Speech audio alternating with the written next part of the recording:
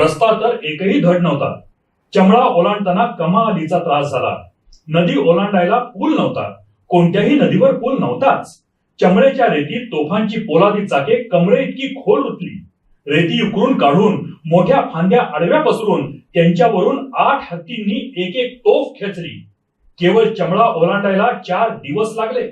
नर्मदा आडवी आली. नदीचं पात्रही खूप विशाल, डोह तुडुंब भरलेला. तिथे मोठमोठे तराफे तयार करण्यात आले. तराफ्यावर तोफा चढवण्यात आल्या. सर्व बाजूंनी त्या साखळ दंडांनी बांधण्यात आल्या. नंतर ते तराफे नर्मदेत लोटण्यात आले. तराफ्यांवर सर्व बाजूंनी नावाडी कोळी मोठमोठे बांबू घेऊन बसले होते. त्यांनी तराफे रेटायला सुरुवात केली. हत्ती, घोडे, उंट आणि माणसं जरा उथळ पाण्यातून पैल तिरास गेली. तोफांचे तराफे कोळ्यांच्या आरोळ्यात पुढे पुढे सरकत होते. अखेर नर्मदा पार झाली. तोफा बुराणपुरात दाखल झाल्या. बुराणपूरच्या सुभेदार सफशिकन खानाने 2000 स्वार रणमस्त खानाच्या दिमतीस दिले. बादशहाचा तसा हुकूमच होता, कारण पुढचा प्रवास मराठी मुलखातून व्हायचा होता. म्हणून जादा खबरदारी घ्यायला हवी होती. नर्मदा आणि चमळा यासारख्या अफाट नद्या ओलांडताना चिंताक्रांत झाला नव्हता एवढा आता रणमस्त खान चिंताक्रांत झाला होता. रायगडावर हेरानी खबरा आणल्या. सलाबत जंग आणि सफदर जंग या 12-12 गज लांबीच्या 8-8 खंडी वजनाच्या प्रचंड तोफा अर्जन आणि गर्जन गडावर चढवण्यासाठी येत आहेत. तोफा बुरहानपुरातून बाहेर पडल्या. रणमस्त खान नावाचा बडा सरदार 3000 कडवा रिसाला बरोबर घेऊन येतो आहे. ह्या खबरा मिळताच महाराज मोरोपंतांना म्हणाले, पाहिलं पंत, बादशहा औरंगजेब गाफील नाहीत. तोफांची ही तरतूद आमच्या विरुद्ध झुंजण्याकरता, आमचा घास घेण्याकरता, आम्हाला आसमानात उडवण्याकरता. हा महाराज, खरंय. वैरी बळ वाढवतोय, हत्तीचं बळ. पण हत्तीच्या कानात मुंगी शिरली तर हत्ती मरतो म्हणे. या तोफांच्याही कानात जर खिळे ठोकले गेले तर? असंच ना. मनसुबा उत्तम, पण अंमलबजावणी अवघड. 3000 फौजेचा सरंजाम तोफांची राखण करतोय पंत. तोफा औरंगाबादेस आल्या, तोफा संगमनेरास आल्या, तोफा चाकणला आल्या, तोफा इंदुरीस आल्या, वडगावास आल्या, मळवलीस आल्या, अर्जन आणि गर्जन गडांच्या पायथ्याशी आल्या. दोन्ही गडांच्या तटांवर गडांवरच्या सैनिकांची दाटी उभी राहिली तोफा बघण्यासाठी. आता ही प्रचंड धुडं या अतिप्रचंड पहाडांवर चढवायची होती. गर्जनगडाचा किल्लेदार बक्षी बहादूर चंद्रभान सिंह दुर्जयसाल आणि अर्जनगडाचा किल्लेदार अनूपसिंह गौड हे दोघेही 200 स्वारांच्या सरंजामानिशी तोफांना सामोरे गेले. गडांच्या पायथ्याशी तळमेटावर या दोन्ही किल्लेदारांची आणि रणमस्त खानाची मोठ्या मानसन्मानाने भेट झाली. राक्षसी ताकदीच्या त्या तोफा पाहून बक्षी बहादुराला आनंद झाला. बक्षी बहादुराने खानाला गडावर नेलं. त्याच्या पाहुणचारात कसली म्हणून उणीव ठेवली नाही. 4 तासांनंतर रणमस्त खान आणि बक्षी बहादूर दौलत बुर्जाकडे निघाले. रणमस्त खानाने दोन्ही बुर्जांची पाहणी केली. तोफा वर कशा आणायच्या आणि दोन्ही बुर्जांवर कशा बसवायच्या याचा आराखडा निश्चित केला. बक्षी बहादुराने ताबडतोब पवन मावळातल्या गावोगावी आपले अरब स्वार पाठवायचं ठरवलं आणि गावोगावचे शेतकरी वेठीला धरून त्यांच्याकडून ही शारीरिक कष्टाची कामं करवून घेण्याची योजना आखली. अरबी स्वारांची तुकडी तयार झाली. या तुकडीचं म्होरके पण कुणाकडे सोपवायचं या विचारात बक्षी बहादूर होता. त्याची नजर आणि उंगली चटकन रुस्तुमराव नायकवडीवर गेली. लगेच झुकून वाकून हसून कोर्निसात करीत रुस्तुमरावाने म्हटलं, ते काम माझं. सरकार, समद मराठी गडी कुंभाराच्या गाढवागत हाकून आणतो पायाशी. और बैलों की 50 जोडियां. जी हा सरकार, पायाशी हाजीर. उद्या सकाळला. चुटकी वाजवून रुस्तुमराव लगेच निघाला गेला. रणमस्त खानाने भिव्या उंचावीत रुस्तुमरावाकडे कुतूहलाची नजर टाकीत बक्षी बहादूराला विचारलं, ये कौन? कुत्ता. एकाच शब्दात बक्षी बहादुराने रुस्तुमरावाची ओळख आणि किंमत रणमस्त खानास सांगितली. गडाखाली दोन्ही तोफांवर जागता पहारा होता. रात्रभर गर्जन गडावर खास रणमस्त खानाभोवती रंगमहालात लखनवी कलावंतिणींचाही जागता पहारा होता. प्याले भरले जात होते, रिकामे होत होते. हुक्क्याचा वादक धूर आणि अत्तराचा धुंद दरवळ उमाळत होता. आश्चर्य असं की सूर्य उगवायच्या आतच बक्षी बहादूर घोड्यावर स्वार होऊन तोफांच्या कामगिरीवर निघाला होता. रणमस्त खान आपल्या महालात गाढ झोपला होता. बक्षी बहादूर गडाखाली तोफांपाशी जाऊन पोचला. हसून कुर्निसात करीत रुस्तुमराव सामोरा आला. 50 बैलजोड्या आणि 1000 मावळी माणसं रुस्तुमरावानं हाजीर केली होती. बक्षी बहादूरही जरा विस्मितच झाला. तो तेवढाच खुशही झाला. त्याच्या दिलखुशीचं हास्य त्याच्या एका गालाच्या स्मितात आणि बारीक झालेल्या डोळ्यात दिसून आलं. तेवढी पावती रुस्तुमरावास पुरेशी होती. 4 पोलादी चाकांच्या गाड्यावर तोफा बसवलेल्या होत्या. आता एवढा प्रचंड उभा पहाड चाकांनी कसा चढायचा म्हणून प्रथम दोन्ही तोफा गाड्यांवरून सोडवून वेगळ्या करायच्या आणि गाड्यांची पोलादी चाकं, बाकीचे सांगाडे आणि तोफा वेगवेगळ्या चढवायच्या असं रणमस्त खानानेच ठरवलं होतं. त्याप्रमाणे कामाला सुरुवात झाली. बक्षी बहादुराने रुस्तुमरावाला खूण केली की वेठमजुरीला धरून आणलेल्या मावळ्यांना पुढे आणा. लगेच रुस्तमरावाने मावळ्यांच्या जमावाकडे धाव घेतली. 150 मावळ्यांचा जमाव उठवला आणि त्या साऱ्यांना त्यानं बक्षी बहादुराच्या पुढे आणलं. बक्षी बहादुराने रुस्तमरावाला काम समजावून सांगितलं. तिथल्या पायथ्याच्या जंगलातून सुमारे 5-6 हात लांबीचे सरळ आणि मांडी एवढ्या जाडीचे ओंडके तोडून आणण्याची ही कामगिरी होती. लगेच रुस्तमरावाने तो जमाव पायथ्यालगत जंगलात नेला. कोयते आणि कुऱ्हाडी सपासप चालू झाल्या. जाडजूड फांद्या तुटू लागल्या. रुस्तमरावाच्या जिभेचा पट्टा चालूच होता. गाड्यांवरून तोफा सोडवून उतरवण्याचं काम इतर मावळ्यांकडून करवून घेतलं जात होतं. दिवस पार माथ्यावर आला तेव्हा रणमस्त खान आपल्या 550 स्वारांनिशी गडाखाली आला. तोपर्यंत तोफ सलावत जंग पोलादी गाड्यावरून सुटी करून उतरवली होती. या गाड्याची 4 चाकं गर्जनगडावर नेण्यास सुरुवात झाली होती. तोडून तासून आणलेले ओंडके वाटेवर टाकून त्या ओंडक्यांवरून एक पोलादी चाक मावळे मंडळी वर ढकलीत नेत होती.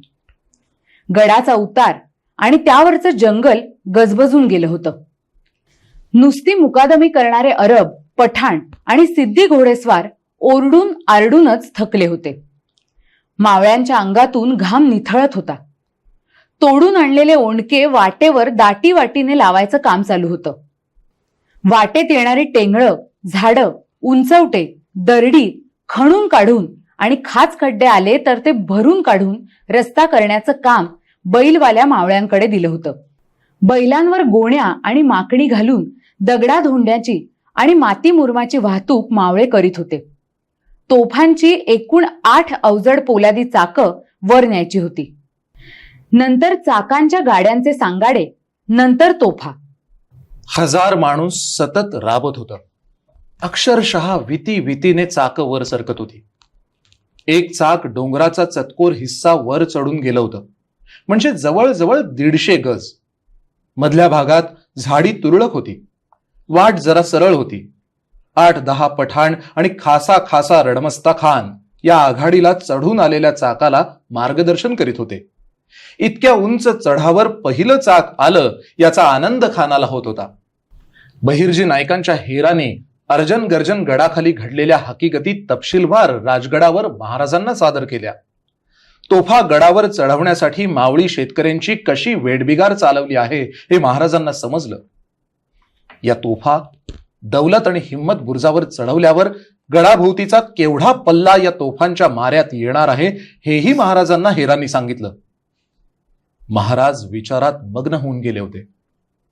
चिटणीसांनी पवन मावळाचा नकाशा महाराजांपुढे पसरला. सारं पवन मावळ किल्ल्या सकट पुरंदरच्या तहात मुघलांच्या कब्जात गेलं होतं. त्यावर नजर फिरवीत गंभीरपणे महाराज आऊसाहेबांना म्हणाले, एवढाली प्रचंड 12 गजी भांडी आमच्यापाशी नाहीत. एवढे अमाप धनदौलत आणि मुंग्यांच्या दाटीचं माणूसबळही आमच्यापाशी नाही.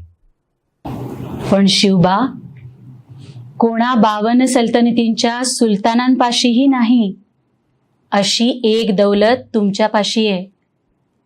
शिवबा, कर्णाला आणि अर्जुनालाही देवानं दिलं नव्हतं असं एक अस्त्र जगदंबेनं तुम्हाला दिलंय. तुमचं एक एक मनगट 12 गजी तोफेलाई भारी आहे. आणि आपलं अस्त्र आहे गनिमी काव्याचं. महाबलाढ्य कालयवनाची राख रांगोळी करणारं हे अस्त्र आहे शिवबा. शिवबा, आपल्या बुद्धिबळाचा गनिमी कावा दिल्लीतल्या दुर्योधनालाही उमगला नाही, नि शकुनीलाही समजला नाही. अफजल सारखे आणि शाहिस्ता सारखे अतिबळी महाबळी आम्ही एकेका आचमनात आटोपले. कोणत्या बळावर? या गनिमी काव्याच्या बळावर. हुन्नरवंतांना 1000 वाटा असतात शिवबा, मेंढरांची वाट असते एकच. अजूनही दिल्लीपतीला उमगलं नाही की बळानं बुद्धीचा पराभव करता येत नसतो. दिल्लीपती आम्हाला केवळ बळानं बिचकवू पाहतात. आमच्या मनी ठाम भरवसा आहे की अखेर यश आमचं आहे. हे राज्य श्री जगदंबेच्या वरदेचं आहे. तेवढ्यात वाऱ्याची फुंकर झरोक्यातून एवढी जोरात आली की महाराजांच्या पुढ्यात पसरलेला पवन मावळाचा नकाशा उडाला आणि महाराजांच्या मांडीवर जाऊन पडला. आऊसाहेब अर्थपूर्ण हसल्या. महाराजही हळुवार हसले. चिटणीस बहिर्जी नाईक आणि पलीकडे उभे असलेले येसबा दाभाडेही त्या हसण्यात अलगद सामील झाले. रात्रंदिवस सतत 8 दिवस मावळ्यांना राबवून बक्षी बहादूरनं अखेर तोफांची 8 चाकं आणि तोफा बसवण्याच्या गाड्यांचे सांगाडे हिम्मत आणि दौलत बुर्जांवर चढवले. गाडे बुर्जांवर पोचले. आता तोफा. माहूत आपल्या टाचा हत्तींच्या गळाशी रोवून हत्तींना नेट लावित होते. मार्गदर्शन करणाऱ्या पठाणांचा, माहुतांचा, हत्तींचा, मावळ्यांचा आणि रणमस्त खानचा आरडाओरडा चालू होता. पण सर्वात जास्त घसेफोड चालली होती रुस्तुमरावाची. तो ओरडत होता, इकडून तिकडे धावपळ करत होता. मागच्या बाजूने तोफ रेटणाऱ्या मावळी वेठबिगाऱ्यांवर खेकसत होता. पहिल्या 3 तासांच्या खटाटोपानंतर ती तोफ अवघी 4 हात पुढे सरकली. कित्येकदा हत्तींचे पाय घसरत होते आणि वर चढलेली तोफ पुन्हा 4-2 हात मागे येत होती. अपरंपार कष्ट पडत होते ते, अर्थात मावळ्यांना आणि जनावरांना. त्यांच्या आतड्यांना पीळ पडत होता. अखेर तोफ सलाबत जंग दौलत बुर्जावर जाऊन पोहोचली. बक्षी बहादुराचं मन आता जरा स्वस्थ झालं. अगदी असेच कमालीचे कष्ट करून दुसरी तोफ सफदरजंग अर्जन गडावरच्या हिम्मत बुर्जावर दाखल करण्यात आली. शेलार खिंडीच्या माथ्यावर 2 बाजूच्या 2 बुर्जांवर या 12-12 गजी लांबीच्या प्रचंड तोफा मावळ पट्ट्यावर डोळे वटारून आणि आ करून सुसरी सारख्या बसल्या.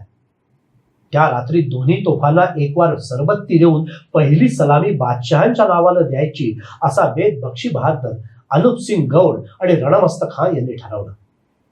दोन्ही गडांवर ही सलामीच्या सरबत्तीची बातमी पसरली. इशारतीचा कर्णा वाजला आणि दोन्ही गडांवरच्या तटाबुर्जांवर उत्सुकतेनं उभ्या असलेल्या हाशमांनी एकच आरोळी दिली. परवरदिगार हजरत जिल्हे सुबहानी अबुल मुजफ्फर महिउद्दीन मोहम्मद औरंगजेब आलमगीर बहादुर बादशाह गाजी जिंदाबाद जिंदाबाद जिंदाबाद. आणि तोफा शिरगवणाऱ्या तोफचीनी टेंबे टाकून दिले आणि तोफांच्या जवळच पाण्याचे हौद तुडुंब भरले होते. त्या हौदात दोन्ही तोफांच्या टेंबेवाल्या तोफचीनी उड्या टाकल्या. तोफांच्या वाती तड तड तड करत फुलत गेल्या. 4-6 क्षण चिडी चिप्प शांत गेले आणि एकदम सारी शांतता चिरफाळली गेली.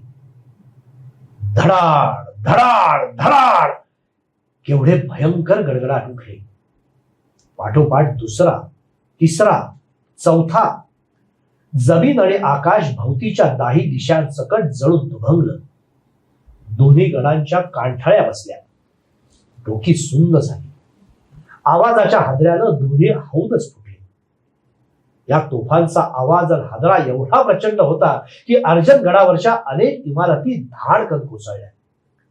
तोफांचे आवाज इतके भयंकर होते की उभं पवन मावळ खडबडून उठलं.